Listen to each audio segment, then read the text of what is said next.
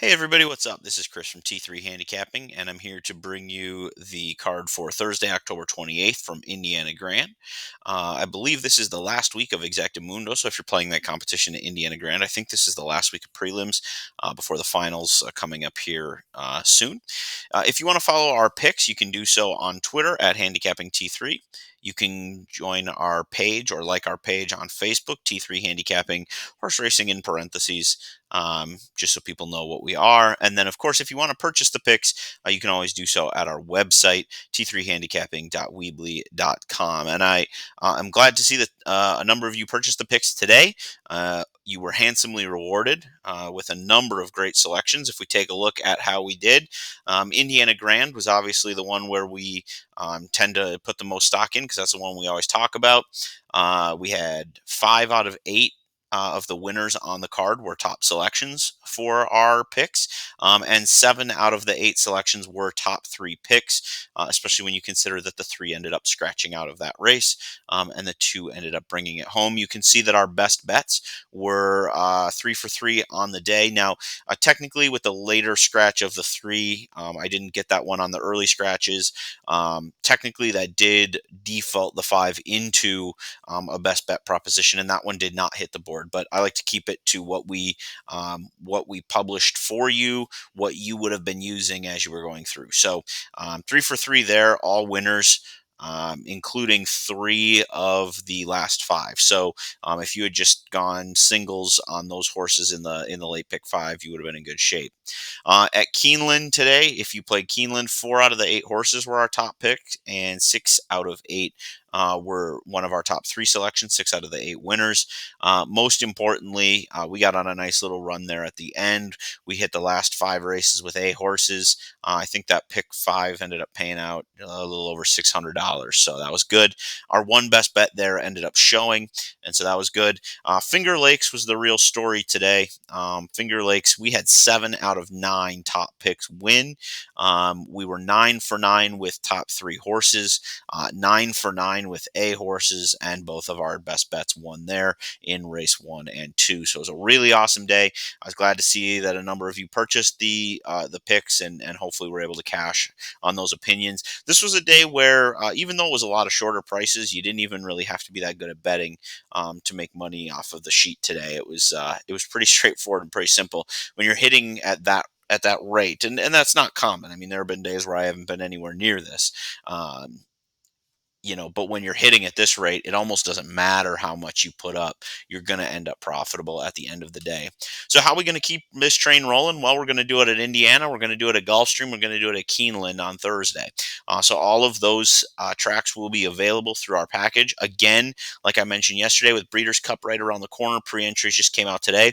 I'm going to start diving into that, making sure that our Breeders' Cup stuff is really good for you guys, so that you have a great data tool that you can use going into those races. And so with that, I'm discounting all of our packages. I'm only selling the all track package, 3 tracks, $3. Same thing we did. And hopefully you guys seem to enjoy that deal today. Hopefully you can continue to enjoy it tomorrow, and hopefully we're as good as we were today. Gulfstream, I love playing Gulfstream because the pools are really sizable, especially for a midweek card. You're going to see a lot of money in the pot there. So even predictable horses can make you some good money there. And so that's definitely one where you want to take some opportunities and see if you can cash some tickets. And then obviously Indiana Grand is one that we'll go over today. And then you've got Keeneland as well. Pool sizes are going to be huge there with closing weekend.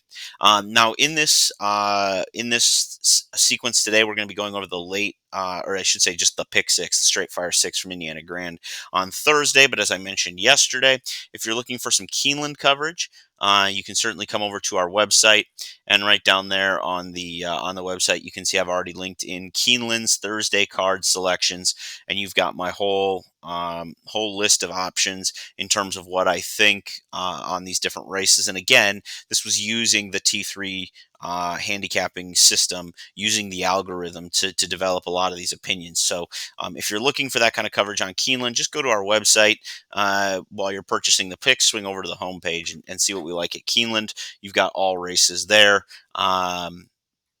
and you've got some other information as well about some other possibilities for some Breeders' Cup updates and some tools that get used through betting news that you are certainly welcome to look at as well. So, with that, let's go ahead and let's jump into the Straight Fire 6 for Indiana Grand on Thursday. I'm going to go ahead and pull that up right now. And we're going to start off pretty straightforward and pretty simply here. So this first race is going to be race number 3. It's going to start the Straight Fire 6. We're going to go 3, 4, 5, 6, 7, and 8, I believe. I just want to verify that I do have those numbers correct. Yep, we've got 8 thoroughbreds on the card. So we're going to start here in race number 3, class level 17, distance of 8 furlongs, and it's going to be a slow pace. We're going to see front runners benefit from this. And that brings me to where we're going to start. This is going to be a pretty short leg for me. I'm going to go straight through the 3 and the 5. If I can't get one of those two to win, the 4 is an interesting one to me, but I just felt like if I'm going to play this race, I'm going to need to start small, give myself some coverage later on.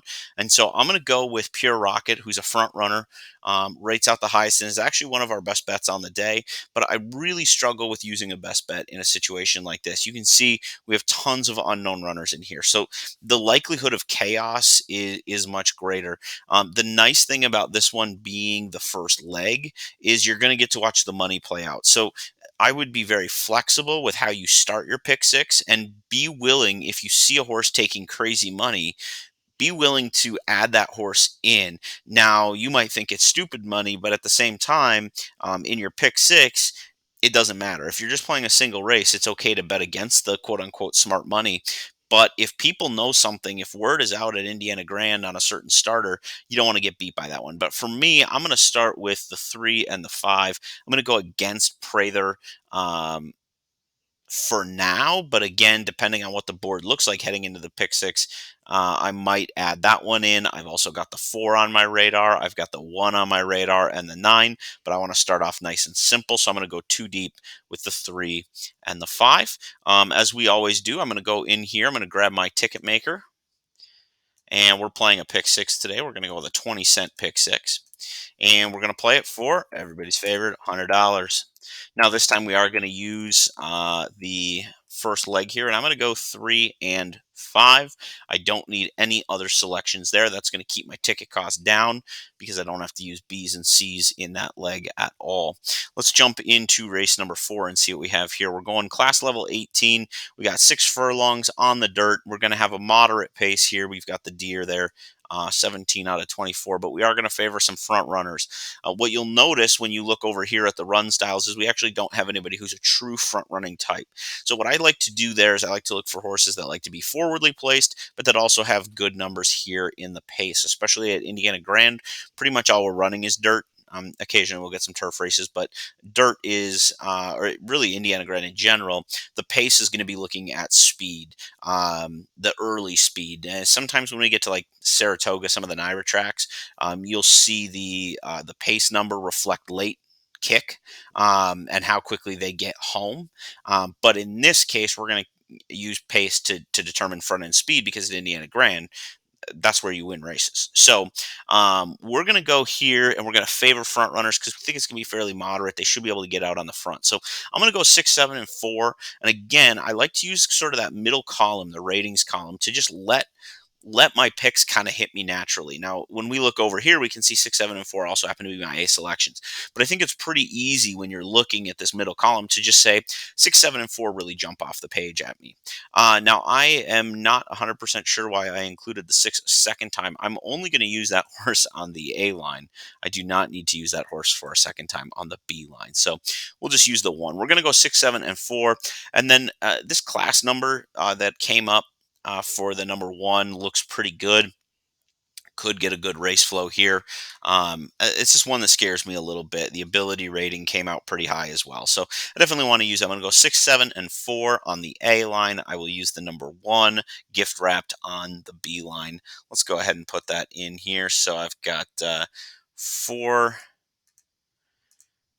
6, and 7, and we'll use that with the B as well. And this is going to kick off the pick 5. If I get knocked out, if 3 or 5 does not hit in that first leg, I can always swing back and just play the 50-cent pick 5 underneath. But remember, I won't get that 20-cent base play, so it is going to get more expensive. Probably going to have to cut some selections out if I want to do that on a $100 budget. Moving on to race number 5, we have a slow race. Now, this one actually comes out slow, even though we have all the horses with established run styles. A lot of times when you see a really slow race, it's because we have a lot of unknowns. But in this case, everybody's established, and yet it still looks slow. Now, the one thing that's a little concerning is when I went and I did this, the 4 and the 5 both came out as my top two kind of selections there. The problem that I have with that is both of them tend to do their best running when they can come from mid pack. I tend to look at horses like the 1, 3, and 6 as horses that could be on the front end. Here's why I didn't do that. The 5, Flying Samurai, who is borderline a best bet for me. The 5 horse is a mid-pack horse. But if you look at that pace number, this horse is going to run roughly like a 103-ish in our pace ratings. The next one is 99, and that's the one horse who I'm using on the beeline, and then it's down to the 4. So I actually am using the top 3, and when you go down to my seahorse, which is the 3 that's altered, when you use these horses together, I have the top 4 early pace horses in the race. Pace kind of uses a little bit of a combination of speed figure as well as early running style. So when you combine those two things together, I basically have the 4 early running speed horses. And so I feel pretty good about that. So I'm going to go 4 and 5 as my A horses, even though they're mid pack. I think they're going to be a lot closer to the pace today, especially with it being a little bit slower. I think they're going to find their way forward because they have the pace to outmatch this field. Then I've got the 1 on the B line and the 3 on the C line. So we'll go ahead and we'll punch those up. 4, 5, 1, 3. So I've got the 1 on the B line, I've got this one on the C, and I've got these 2 on the A. So I'm actually keeping it pretty narrow so far. Things are going well. I am about to scatter plot on this thing. I'm going to have one coming up here where I've got to use them all. And here we are. Race number 6. This is a really tough race. Now, in one of the races where I did this on the card yesterday, I think it came out like total chalk, which sometimes it seems that way. Like if it's a totally wide open race, it's either going to be completely chaotic or you're just going to end up hitting like the dead favorite. It seems like the second and third favorites end up getting lost in no man's land here. But in this race, you can see I've got a moderate pace, class level 9. These are good horses. We know that we favor front running style horses. We have First Squadron who likes to be on the front and probably I think will actually be there. Now you can see this is the lowest rated horse on my board, but still only at an 82, a B minus grade. So all of these horses get B grades. Now I actually took First Squadron and upgraded him to an A. So I'm going to use the 1, the 4 big if true, best speed numbers, and tied for best form with the number 1. So I definitely want to use that one on the A line. The number 5 could get the best of the race flow here, but it's close. There's a lot of ways you can go with that one. Record at the distance. This horse has proven to hit the board a lot here. I'm looking for winners, obviously, but at the same time, this one can get there. Jockey trainer is solid. The stamina rating is good. So overall, there's a lot to like here. And then the other one that I thought was interesting was Voodoo Justice. Now, this one's a little bit more of a stretch, but I think it's one that I want to use on top. A lot of times in these wide open races, I like to look and see who's in the top spot in certain categories, and so that's how I kind of ended up with 6 at. Indiana Grand connections seem to matter a whole lot. I'm going to still use 2 and 3, even though they're not on my A line. I'm still going to use them. I know 3 has the best class, but it's only by half a point, and so I'll take my chances there. I'm still going to have the horse used. I'm just going to be using it on the B line. So I'm going to go 1, 4, 5, and 6 with 2, 3. So we'll go ahead and we'll punch that into our ticket generator here. 2, 3 are going to be on the B line. And then we're going to put the rest of them on the A line. So we're buying that race. No matter what happens, we should be able to get through that race, at least for now. Um, but again, because I've admitted that that's the race where I have the least idea about how to separate myself, that's probably going to be the last leg that I start cutting horses from. I will use all A's and all B's as much as I can in that race. Moving on to race number 7, it's our penultimate race here. We're going class level 11, so pretty solid horses. We're going 6 furlongs. We're on the dirt. It's been kind of nice this week. They haven't even tried to go on the turf, which I think is nice and really cleans things up. For me, this was a little bit of a challenging race as well, but I really like the 3-7. I think again, kind of just looking at that natural pop, the 3 and the 7 come out the most frequently. You can see that over here as well. You've got the 3, 7, 7, 3. And they rate out as my top 2 horses. The 1 also rates out as an A level. I'm just not convinced that the 1 is going to be quite as good. Now, you do have the jockey trainer, you do have the form, the pace. I get all of that. Um, Speed figures is relatively competitive, has been running against a little bit weaker, basically has run to this level in past races, but you have 4 horses inside of that number. So I'm going to use on the B line for the number 1, even though he grades out as an A. Sometimes you got to just use your kind of general handicapping to determine um, if you want to make a play on somebody. I'm going to use the 3-7 on the A line, um, and then I'm going to use the 1-5 on the B line, and then I want to use this 6, Shimmer and Dream at 10-1. I like that the horse is coming in good form. Sometimes at Indiana Grand that can be really important, especially when you see these horses. They've been banging heads. A lot of these horses every 2 weeks, right? And you'll see really good horses take really big steps back because they're just getting fatigued. They're getting tired. This one appears to be cycling up right now. And so I'm going to take my chances to at least include. So I'm going to go 3-7, 1-5, and 6. Pop over here. We're going to go 3 and 7. We're going to go 1 and 5. And then we're going to go 6. And now to bring us home, we're going to move into the last leg here. And the last leg is one where I didn't really need much in terms of B's. I just had a C. I can already tell you it's probably going to be one that I take off. But again, you can see this is another race where everybody got a grade. Class level 21, that's part of why. It's just kind of a chaotic race. There's going to be a lot going on, and it's going to be fast. That's a little bit concerning to me, and it was part of why I kind of like Senorita Emma. So I ended up, you've got this horse that's odds on the morning line. I just don't think that's great value in a race that's this chaotic. But I also think this horse is very likely going to be close and could potentially be coming late to get a piece. Has been running, has some good stamina, has good speed figures. So definitely one I want to use. But I'm going to go with the 6, 4, and 8 as well. The 4 is going to be another one that's going to be forwardly placed, but is coming in better form than the 3, based on our numbers.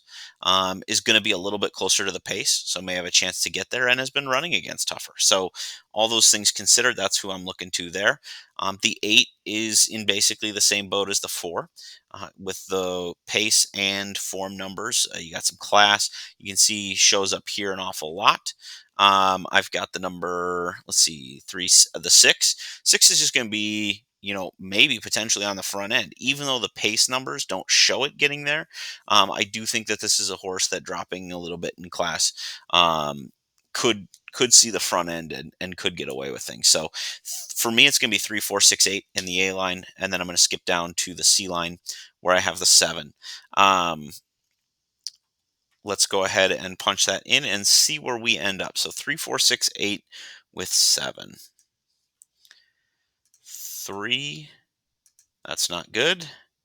4, 6, 8, and 7. So you can see just by going through doing this 20-cent pick 6 right away, I started out at $500. So again, immediately my first thought is, okay, how do I shrink this up? Well, the first thing I do is I go to the pick 5, Well, that's not going to help me. 624. My pick four is more manageable. And honestly, if I were actually playing this live tomorrow and there weren't any scratches, and this is just the numbers I'm using, I'm probably starting at the pick four, and I'm dwindling this thing down $70 to get it to 100 rather than trying to play the pick six. But we're here to play the pick six, so let's do it. I think the first thing, just because we are so far off, is we need to look and see, okay, at this point, our all A ticket is going to be 76.80. My A's with 1B are going to be too expensive. So here's the way that I would actually play this. If I were going to do this, I would come through here and I would play my pick six on my all A opinion, except I know that the one leg that I'm super unconfident in is this one where I bought the race, leg number four. So leg number four, I want to make sure I always use my B tickets, no matter what. Okay. So I'm looking here. I'm going to get rid of this one. I'm going to keep this one here. I'm going to get rid of this, get rid of this, get rid of this, get rid of this, get rid of this, get rid of this. Okay. So actually, now as I'm going through, I can basically just get rid of all of these. Because after this, I'm getting into A's with two B's. I'm getting into A's with two C's, but I'm not using a C in the fourth leg anyway. You can see now just by doing that, oh, I'm still over budget. Okay. So that's a problem because I wanted to try and get this one down. So now I'm stuck in a position where I've got to go all A's. So my ticket, my lone ticket is going to be a $76 ticket, $76.80. I'm going to go 3-5 with 4-6-7 with 4-5 with 1-4-5-6 with 3-7 with 3-4-6-8. Okay. Now this is tough because this is an all A opinion. And I think the race where you're going to be able to get some value, coming back to my selections, is in leg number four, which I can see is the second leg of the pick four. It's the kickoff leg to the pick three.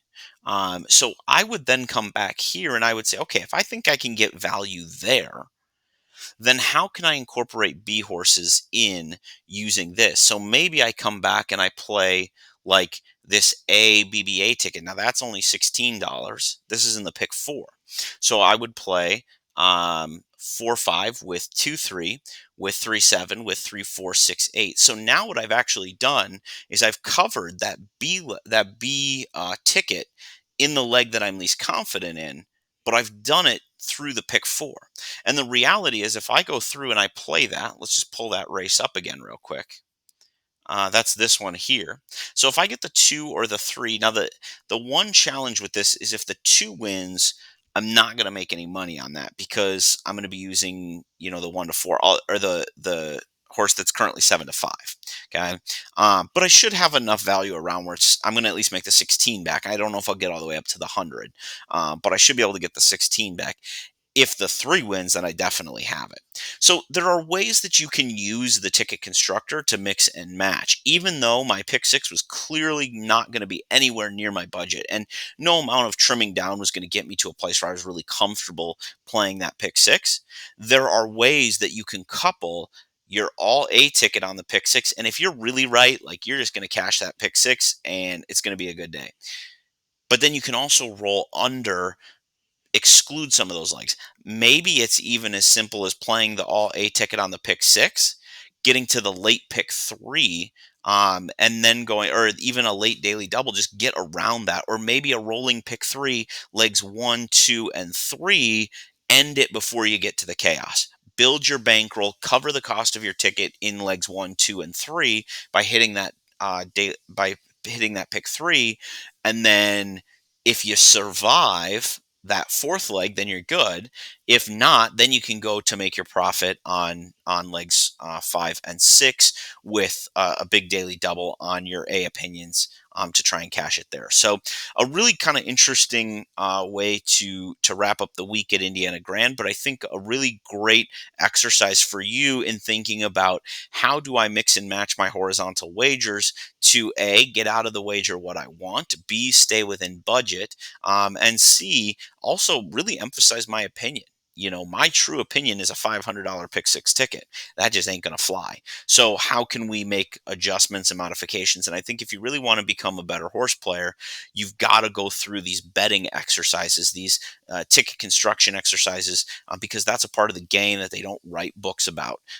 It's kind of one of those things you have to find within the game and find what works for you, and be able to put together a creative ticket that allows you to fully cash on your opinions, even if it's not in the most orthodox way. So, with that, remember we do have Indiana Grand, Keeneland, and Gulfstream all packaged up into one deal. You pay $3, you get the whole thing on the website. I wish you the best of luck on Thursday. We will continue to post packages for you throughout the weekend. May drop in with a spot player too. But until next time, good luck. Cash those tickets.